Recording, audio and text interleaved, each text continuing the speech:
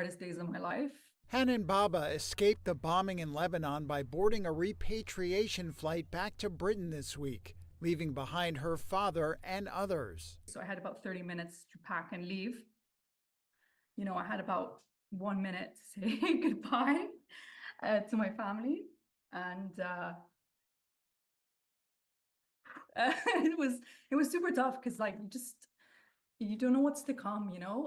Foreign nationals are fleeing Lebanon as Israeli bombing has intensified, and governments worldwide have urged their citizens to get out. Just remember like the moment where we were like taking off, and like that was like the worst moment because everyone was just like looking out the window. It was literally like a feeling of like you're physically abandoning a place and like you don't know what to do and like how to help. And like that was like so hard. And I felt like selfish, you know, like, oh, I'm like privileged enough to like leave. Baba told Reuters she thinks people don't care enough about the plight of the Lebanese people.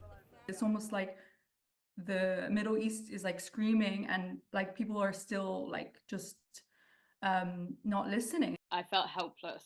Isabel Taper, who has been studying in Lebanon, was on the same flight as Baba. I felt really emotional, especially because like I've got an apartment there, I have my boyfriend there, friends, cats. So it felt really emotional, and yeah, and I think there's that kind of unknown of like, when am I going back?